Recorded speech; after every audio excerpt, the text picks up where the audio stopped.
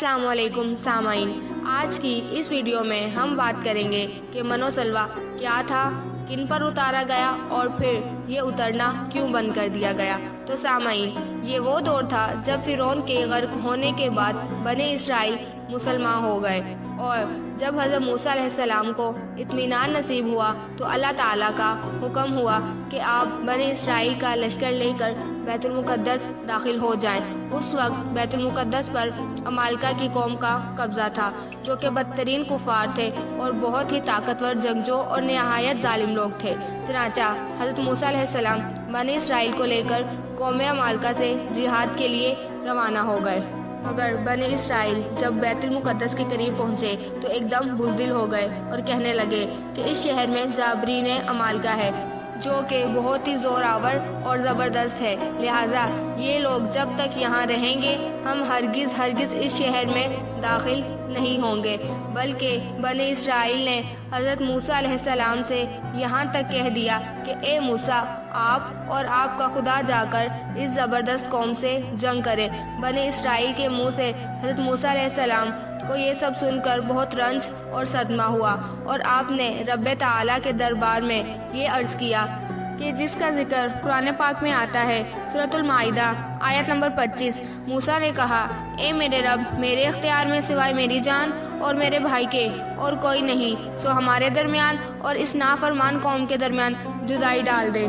चनाचा इस दुआ पर अल्लाह ताला ने अपने ग़ज़ब जलाल का इजहार करते हुए कहा, सूरतुल माइदा आयत नंबर 26, तहकीक वो ज़मीन इन पर 40 साल के लिए हराम की गई है, इस मुल्क में सरगिर्दा फिरेंगे कि तू इस नाफरमान कौम पर अफसोस ना कर। जिसका नतीजा ये हुआ कि 6 लाख बने इसराइली लोग 40 साल तक एक मैदान में भटकते रहे। 40 साल तक ये लोग बाहर ना निकल सके। इस मैदान का नाम मैदाने तैया है। तो जब हज़रत मूसा अलैहिस्सलाम 6 लाख बने इसराइली के साथ मैदाने तैया में भटक रहे थे तो जब मूसा अलैहिस्सलाम ने दुआ मांगी तो बने इसराइल के लिए खाने के लिए आसमान से मनोसलवा उतारा गया। मनोसलवा में एक का नाम मन और दूसरे का नाम सलवा था।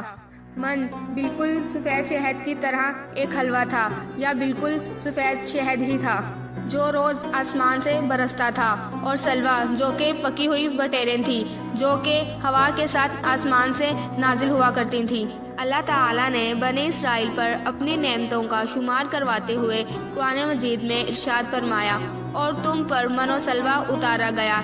इसी मनोसलवा के बारे में हज़रत मूसा अलैहिस्सलाम का हुक्म था कि तुम इसको रोज़ाना खा लिया करो और कल के लिए हरगिज़ ज़ख़ीरा मत करना। मगर बाज़ लोगों को इस बात का डर लगने लगा कि किसी दिन मनोसलवा ना उतरा तो हम इस मैदान में भूखे मर जाएंगे। चनाचा इन लोगों ने कुछ छुपा कर कल के लिए रख लिया तो नबी की नाफरमानी से ऐसी नहुसत फैली, फिर जो इन्होंने बचा कर रखा था वो गल सड़ गया और मनोसलवा उतरना बंद हो गया। इसीलिए हजूर पाक सल्लल्लाहु अलैहि वसल्लम ने फरमाया कि बने इसराइल ना होते तो खाना कभी ख़राब ना होता और ना कभी गोश्त सड़ता। सामाइन, कहा जाता है कि खाने का ख़राब होना और गोश्त का सड़ना इसी तारीख से शुरू हुआ, क्योंकि इससे पहले ना तो खाना ख़राब होता था और ना ही गोश्त सड़ता था। तो सामाइन, ये थी मनोसलवा की हकीकत। मज़ीद वीडियो के लिए हमारे चैनल को सब्सक्राइब करें ताकि बज़रिया नोटिफिकेशन आपको आसानी से वीडियो मिल सके।